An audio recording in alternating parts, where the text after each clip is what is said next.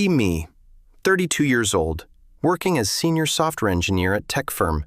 Been here for 7 years, and we have great reputation. Company specializes in enterprise software solutions for major corporations. Team is about 60 people, mostly engineers and project managers. Our founder and CEO retires after 20 years and sells company. New CEO comes in named Margot, who is 38 and vocal. She worked in tech diversity consulting before and has strong opinions. First company meeting, she announces we need to transform our culture. Says the company is too male and too white completely. Says we need to reflect the diversity of the world. Announces new hiring mandate that prioritizes underrepresented groups first, only. Says merit will still matter, but diversity is primary consideration. Some of us push back, saying hire best candidates regardless. Margot says that is exactly the problem with tech industry. Says diverse teams perform better and bring different perspectives to problems. Says anyone uncomfortable with this should consider if this company fits. My coworker Brett asks how we define underrepresented in this context. Margot lists women, minorities, LGBTQ, and other marginalized groups specifically. Brett asks if that means straight white men will not be hired. Margot says they have been overrepresented for too long and need to step back. Another coworker asks what happens if best candidate does not meet diversity criteria. Margot gets visibly annoyed and says that question assumes diverse candidates are not best. Says unconscious bias makes us think white men are more qualified automatically. Says we need to retrain our thinking about what qualifications really mean. She brings in new head of HR named Felicity, who shares vision. They implement new hiring process that scores candidates on diversity first. Qualifications and experience are secondary factors in evaluation process. Now they want to hit specific demographic targets within 6 months. Felicity sends out email detailing the new scoring system for candidates. Diversity score is worth 50 points out of 100 total possible. Technical skills are worth 30 points, and experience is worth 20 points. Several people reply asking how this makes sense for technical roles. Felicity responds that research shows diverse teams outperform homogeneous teams always. Says focusing too much on technical skills perpetuates existing inequality in field. Says we need to prioritize potential and culture fit over traditional metrics. Some people respond again, but Felicity stops replying to criticism emails. We have 3 senior engineers leave within a month after announcement. They say they do not want to work where merit does not matter. Margot says good riddance to people who cannot handle progress happening. Says we will replace them with better, more diverse talent. One of them is my friend Kyle, who has been here 9 years. He tells me privately he saw the writing on the wall immediately. Says companies that prioritize ideology over results always fail eventually. I tell him maybe it will not be that bad and to give it time. He says he is not sticking around to find out what happens next. Says his skills are in demand and he will find somewhere that values him. I wish him well, and part of me wishes I was leaving too. But I have a mortgage and family, so I need to stay stable. Recruiting starts and we get flooded with applications from everywhere. She posts on social media about actively seeking women and minorities. Gets a lot of attention from diversity advocates who share widely. Hundreds of applications come in from people who may not have applied. Margot does interview with tech publication about our new hiring approach. She talks about dismantling the patriarchy in tech, one company at a time. Says she is proud to be leading the charge for real change. Article gets shared widely, and we get even more applicants after. I am on the hiring committee for my team, needing 2 senior engineers. We interview about 15 candidates over 3 weeks for open positions. 5 of them are extremely qualified with 10+ years experience. But Felicity tells us those candidates do not meet diversity requirements. One candidate named VJ has 12 years experience at top tech companies. His technical interview is flawless, and he clearly knows his stuff completely. But Felicity says he is Indian man, which is overrepresented in tech. Says we need to prioritize women and Black candidates specifically for these roles. Another candidate named Jennifer has 11 years experience and great background. She does well in technical interview and seems like perfect fit. But Felicity says she is a white woman, which does not meet highest priority. Felicity says we should focus on Black or Latina women specifically, if possible. The candidates who meet diversity requirements have much less experience overall.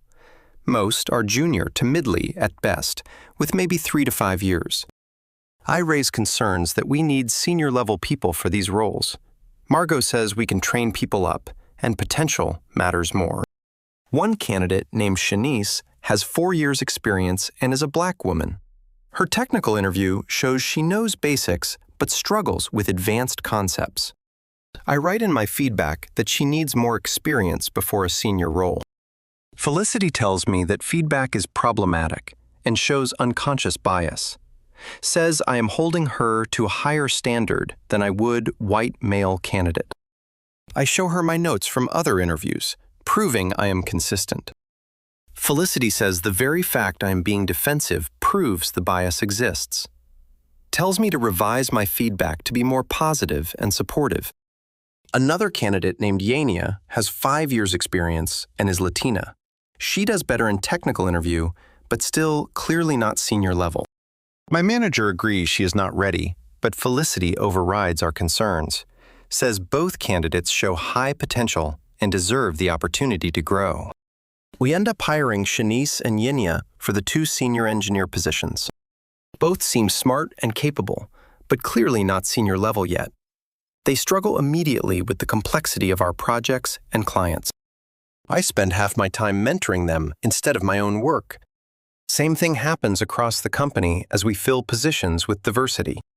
Marketing hires someone with almost no B2B experience because minority woman. Project management hires someone who never managed clients before for diversity. Finance hires someone who just graduated because he fits demographic targets. Sales department hires a woman who has only done inside sales before. She struggles with the complex enterprise sales cycle and long deal times, loses 3 major deals in first 2 months because lacks experience needed. Margot says she just needs more time and support to develop skills. Operations hires someone who has never worked in tech before at all. He comes from retail background, but is gay man, so meets diversity criteria. Cannot understand the technical aspects of our service delivery at all. Spends months trying to learn basics while operations falls behind schedule. Within 3 months, the company feels completely different than before. Honestly, a lot of institutional knowledge is gone because experienced people left. New hires are learning on the job, which is slowing everything down. Projects are taking longer, and quality is noticeably declining from before. I am working 60-hour weeks trying to cover for inexperienced team members, training them while also doing my own work and managing client expectations. Several other senior people are in the same boat and starting to burn out. We raise concerns in meetings, but Margot says growing pains are normal. She says we are investing in people's potential, and it will pay off. Says traditional hiring has failed to create diverse teams, so this is necessary. Says if we truly believed in diversity, we would be patient with process. Makes anyone who complains feel like they are the problem, not the situation. One of our mid-sized clients complains about missed deadlines and quality issues. Project that should have taken 2 months has stretched to 4 months. They threaten to leave if we cannot get back on track quickly. We scramble to fix things and barely save the relationship by working overtime. Margot addresses this in all-hands meeting, saying we had some execution challenges. Says it is because the team is still adjusting to new members. Promises things will improve as new hires get up to speed fully. Does not acknowledge that the new hires were not qualified for roles. Another client has a critical bug in production that takes days to fix. Our old team would have fixed it in hours with their experience. New engineers do not know the codebase well enough to debug effectively.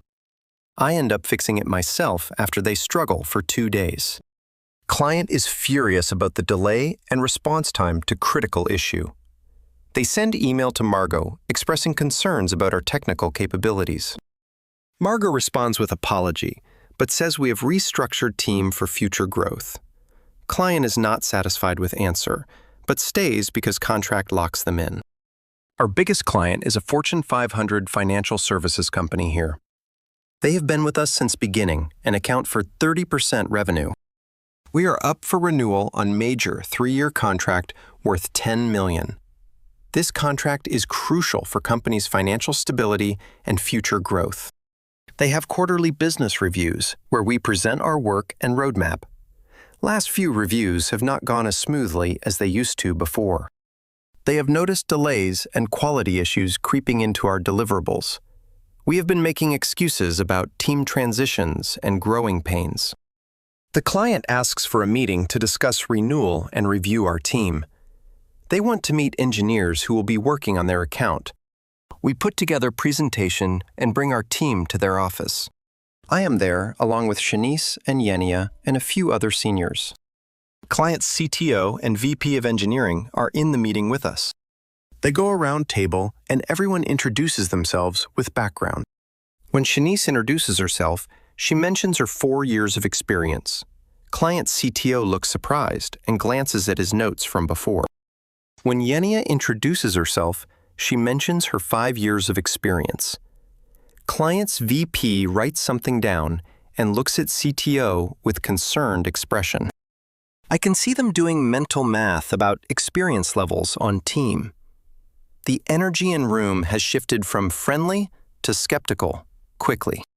Client CTO asks about our team composition and notices very different from before. Asks where Garrett and Andre went, who were lead engineers on account. Margot says they moved on, and we have fresh talent with new perspectives. Says change is good and brings innovation to how we solve problems. Client's VP asks specifically about Garrett, who had 15 years experience. Garrett says he really understood their systems and architecture deeply after years working together. Margot says our new team is equally capable and brings diverse viewpoints. Client's VP does not look convinced by this answer at all. Client's CTO asks about experience levels of the new team members here. Margot talks about diversity and innovation instead of directly answering question. Says diverse teams have been proven to perform better in studies. Client CTO interrupts and says he asked about experience, not diversity. Margot looks taken aback by his directness in the meeting room. Says the team has the skills needed and we are confident in delivery. Client CTO looks at me and asks my opinion on the team. I am put on the spot and do not want to undermine my coworkers. Say the team is working hard and learning the systems quickly. Client CTO asks if they are ready to handle the complexity of renewal project. I hesitate for a second too long before answering the question. He picks up on my hesitation, and his expression becomes more concerned. Client CTO looks uncomfortable and asks to speak with me privately. After I go with him to conference room and he closes door, client's VP joins us, and they both sit down across from me. CTO asks me straight up what happened to the team that was working. Tell him honestly that company changed hiring priorities and several people left. He asks if new people are actually qualified to handle their complex systems. I hesitate because I do not want to throw my coworkers under bus. He says he needs honest answer because they trust us with critical systems. Tell him new team members are capable but do not have senior experience yet. Say we are working to get them up to speed, but taking time. He asks how much time until they are fully competent on their systems. I say probably another 6 months to a year, realistically speaking. Client's VP says they cannot afford that kind of learning curve on critical systems. Says they need people who can hit the ground running immediately. CTO asks if I am confident new team can deliver on renewal project. I want to say yes, but cannot bring myself to lie directly. Say I will do everything I can to make sure we deliver. CTO says that is not what he asked, and he needs direct answer. Ask him to give us a chance to prove ourselves with new team. He says they have been with us for years, and this is concerning change. He looks concerned and says they cannot afford any disruptions or quality issues. He says their systems are too critical to their business to take risks. I understand where he is coming from, but do not know what to say. Meeting ends, and client says they need time to think about renewal. Walk back to main conference room, and Margot asks how it went. Tell her they have concerns about experience levels of new team members. She looks annoyed and asks what I said to make them concerned. Say I was honest about team experience and timeline to full competency. Margot gets angry and says I undermined the team in front of client, says I should have been more confident and positive about capabilities. Tell her they specifically asked for honest assessment of the situation. She says sometimes you need to sell the vision, not just state facts. Meeting ends, and client says they will be in touch about renewal. Margot seems confident and says meeting went great and they will renew. I am not so sure based on private conversation I had with CTO. Tell Margot about his concerns, but she dismisses them as resistance to change. Says this is exactly the kind of bias we are trying to fight. Says they are uncomfortable seeing women and minorities in leadership roles. Tell her that is not fair because concerns were about qualifications, not demographics. She says questioning qualifications of diverse candidates is itself a form of bias. Next day, I get email from CTO asking for references on old team. He wants to know where Garrett and Andre went and how to contact. I send him their contact info, knowing they will probably tell him the truth. Feel guilty, but also feel like client deserves to know what happened. 2 weeks later, we get email from client saying not renewing contract. They say they decided to go with another vendor who can better meet needs. Do not explicitly say why, but clear they do not trust new team. Margot is shocked and calls emergency meeting with leadership to discuss. She asks what went wrong and why would they leave after years. I explained that they had concerns about experience levels of new team. Margot says that is just excuse, and real reason is uncomfortable with diversity. Says they probably have biases against women and minorities in tech leadership. Tell her that is not fair because they raise legitimate concerns about qualifications. She says questioning whether diverse candidates are qualified is itself a bias. Says this is exactly why diversity work is so hard, because people resist. Says we need to double down on commitment, not back away. I ask if she spoke to the client directly about their decision. She says no, because she does not want to give them platform for bias. I suggest maybe we should hear them out and understand their reasoning. She says there is nothing to understand. They made their choice clear. Other senior people in room look uncomfortable, but no one speaks up. My manager tries to suggest maybe we move too fast with changes. Margot cuts him off and says there is no such thing as too fast.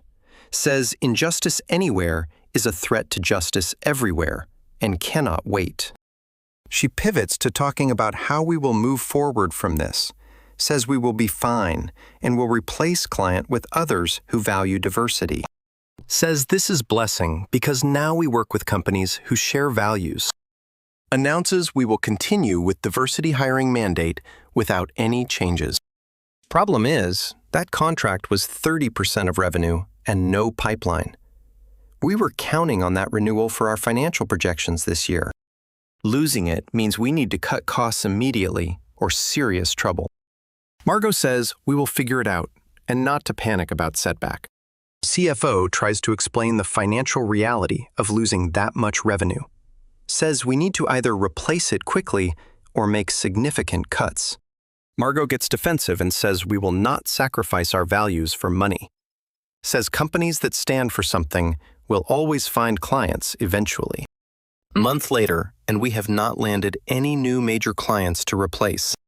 Several prospects we pitched to have concerns about our team changes and capabilities. Word has gotten around in industry that we lost biggest client and asking why. Margot tells us to say it was mutual decision, but everyone knows not true. I am in a pitch meeting with a potential client for a large contract. They ask about our recent team changes and why senior people left. Follow Margot's script and say we are investing in fresh talent. The client asks to see resumes of team that would work on their project. When they see experience levels, they look concerned and ask questions. Say they need people with 10+ years for their complex requirements. I try to emphasize potential and learning ability of our team. Client says they cannot afford the risk and will go with more experienced firm. Same thing happens with 3 other major prospects in same month. Clients want experienced teams, and ours no longer qualifies for big projects. We are only landing small projects that new team can actually handle. But small projects do not generate enough revenue to sustain company. Margot calls another all-hands and says we are going through transition. Admits revenue is down, but says it is temporary setback only. Says we need to tighten belts, and everyone needs to sacrifice. Announces hiring freeze and cuts to benefits starting next month. People are confused because we just spent months hiring all these new people. Now we are cutting benefits for everyone because of revenue problems? Margot says this is about sustainability, not about hiring decisions. Someone asks if maybe the hiring decisions contributed to revenue problems. Margot gets defensive and says the two things are completely unrelated. Says we lost one client due to their bias, not our capabilities. Says the market will recognize our value eventually if we stay strong. But people are skeptical, and morale is dropping fast in office. She has to announce layoffs because cannot sustain current headcount without revenue. Ironically, some of diversity hires she brought in are let go because newest. This defeats the whole purpose of diversity initiatives she was so proud of implementing. Shanice is one of the people let go, and she is devastated by news. She comes to me crying, asking what she did wrong at company. Tell her she did not do anything wrong. This is about money. She says she was told she was hired for her potential and future. Now that future is being taken away after only 4 months here. Feel terrible because she was put in position she was not ready for. Then let go when the company could not afford the consequences of that decision. She was used as a diversity token and then discarded when convenient. This is exactly the harm that poorly thought-out diversity initiatives cause. Yenia also gets let go, and she is angry about the whole situation. Says she left her previous stable job for this opportunity here. Now she is jobless after 4 months and has gap on resume to explain. Says she feels like she was set up to fail from beginning. She is right because we put her in senior role without senior experience. When she struggled, we blamed her instead of acknowledging bad fit. Now, she is paying the price for leadership's ideological experiment failing. Wonder how many other people will be hurt before this is over. Margot announces layoffs as temporary measure until we stabilize financially again. Says we will bring people back when revenue recovers in near future. But everyone knows that is unlikely given trajectory we are on currently. People start updating resumes and looking for exits as fast as possible. Team morale is terrible, and people are updating their resumes looking for jobs. The company culture that was so strong before is completely destroyed now. People do not trust leadership, and everyone worried about their job security. Margot keeps saying, "We are going through transition, and everything will work out." She sends out inspirational emails about staying true to our values, quotes civil rights leaders, and talks about the importance of the mission. But people just want job security and competent leadership at this point. Her emails feel tone-deaf, given the financial disaster unfolding around us. I get approached by a recruiter about position at our former client's company. They remember me from meetings and want someone with institutional knowledge of systems. Offer is significantly better than what I am making now, and stable. The client actually hired Garrett and Andre already and wants to rebuild old team. I accept and put in my notice, which causes even more panic. Margot calls me into her office and asks why I'm leaving. Tell her honestly it is about stability and direction company has taken. She says I am part of problem, abandoning mission when things get hard. Say the mission should have been excellence, not checking demographic boxes. She gets defensive and says diverse teams are more excellent by definition. I ask if that is why we lost biggest client and doing layoffs now. She does not have a response to that and just says I am free to leave. Tell her I tried to make this work, but cannot stay on sinking ship. She says ship is not sinking, we are just navigating rough waters temporarily. I say good luck with that and finish out my 2 weeks. Watch several other senior people leave around the same time as me. One of them tells me in confidence that Margot has been lying to investors, telling them the client left for reasons unrelated to our team changes. But investors are asking questions and demanding answers about financials. Margot is running out of time before they realize the full extent of damage. My last day is emotional because I genuinely loved this company before. Say goodbye to people who are still there, stuck in the mess. Many of them tell me they are jealous and looking for way out. The company that was once thriving is now barely hanging on. 6 months after Margot took over, a company has lost 40% of headcount. They are struggling to deliver on remaining client contracts with inexperienced teams. Reputation in industry has taken massive hit because quality issues and missed deadlines. Margot is still posting on LinkedIn about importance of diversity, but comments off. Here through former colleagues, that company is being sold at fraction of what investors paid. The diversity experiment failed spectacularly and destroyed successful company in months.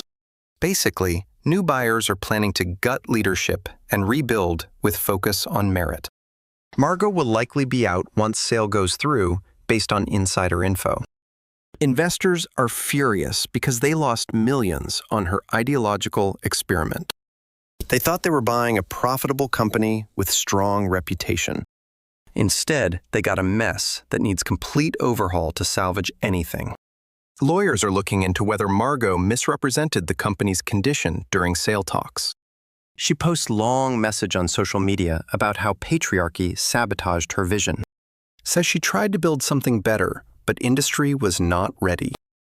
Blames clients for being biased and employees for not fully buying into mission. Takes zero responsibility for disaster she created with her ideology over competence. Says the real problem is that society is not ready for true equality. Says she was ahead of her time and history will prove her right. Says the clients who left were cowards who could not handle change. Ignores the fact that she destroyed a successful company in 6 months. Comments on her post are split between supporters saying brave and critics saying failed. Some people point out that prioritizing diversity over merit always leads to worse outcomes. She blocks anyone who criticizes her approach and calls them part of problem. Still insists she was right and everyone else was wrong about situation. One comment asks about the diverse employees she hired, then laid off. Asks if she takes any responsibility for how her actions hurt them. She responds saying that is just capitalist system's fault, not her decisions. Says she gave them opportunities they would not have gotten elsewhere. Another comment points out that those opportunities lasted 4 months, then disappeared. Says she set people up for failure by putting them in roles above experience. She does not respond to that comment and instead blocks that person. Continues to control narrative by only allowing supportive comments through. I am at my new job now, working with former client, and things great. They ask me what really happened at old company, and I tell full story. They say they made right call leaving because could not afford risk. Say they support diversity, but not at expense of competence and delivery. My old colleagues Garrett and Andre are here too, and we compare notes. They say they saw the disaster coming from first announcement Margot made. Say companies led by ideology instead of results always fail eventually. We are all grateful we got out before it completely collapsed. The client tells me they actually did reference checks with other companies. Found out we were not the only ones with concerns about team changes. Several other companies had similar issues after working with us recently. That confirmed their decision to leave was the right business move. Think about how Margot destroyed successful company because of her ideology in months. She had mandate to prove point about diversity and refused to compromise. When reality did not match her vision, she doubled down instead of adjusting. Her employees and investors paid price for her stubbornness and refusal to see. The diverse employees she hired and then laid off were hurt most. They got brought in as tokens to meet quotas, then let go when money ran. They deserve better than being used as props for someone's ideological crusade about representation. Real diversity means hiring qualified people from all backgrounds, not lowering standards. Shanice sent me a message on LinkedIn asking for reference for new job. Feel bad because I cannot honestly say she was ready for senior role, but also was not her fault she was put in that position. Write careful reference, focusing on her potential and work ethic instead. Yenia also reached out, asking if I knew of any opportunities elsewhere. She is struggling to find new job because of gap and short tenure. Employers are skeptical about why she left after only 4 months there. She is paying price for Margot's failed experiment with her career. The senior engineers who left early were smart to get out before disaster. They saw where this was headed and did not want to be part. Kyle, who left the first month, is doing great at new company now. Tells me he has no regrets about leaving when he did. I should have left earlier too, instead of trying to make it work. Watching good company die because of bad ideology was painful and completely avoidable. But at least I got out before complete collapse happened finally. Some people stayed too long and now struggling to find new opportunities. Clients do not care about your diversity statistics. They care about results. When you cannot deliver because prioritize demographics over skill, they will leave. Margot learned this lesson hard way, but still will not admit she was wrong. Her company is gone, her investors lost money, and her employees lost jobs. The business case for diversity falls apart when you prioritize it over capability. Diverse teams can be great when they are also competent and qualified. But diversity without competence is just tokenism that hurts everyone involved. Margot never understood the difference between those two things at all. Sometimes diversity mandates destroy the very opportunities they claim to create for people. By lowering standards and prioritizing identity over merit, you hurt everyone involved. The best engineers want to work where excellence matters, not where they are checkboxes. Margot never understood this, and it cost her everything she was trying to build. A year later, and company is fully restructured under new ownership and leadership. They kept some diversity hires who proved themselves capable and let others go. Brought back focus on merit and excellence first, with diversity as a natural result. The company is recovering, but will take years to rebuild reputation that Margot destroyed. They brought back some of the senior people who left, including my old manager. He tells me they are basically starting from scratch, rebuilding everything. The new owners are furious about how much value was destroyed so quickly. They are using Margot's tenure as case study of what not to do. She has moved on to another diversity consulting role where she can push ideology. Probably will do same thing to another company and blame everyone else when fails. Some people never learn from their mistakes. They just find new places to repeat. The wreckage she left behind is someone else's problem to clean up. See her still posting on social media about leading diversity initiatives at companies.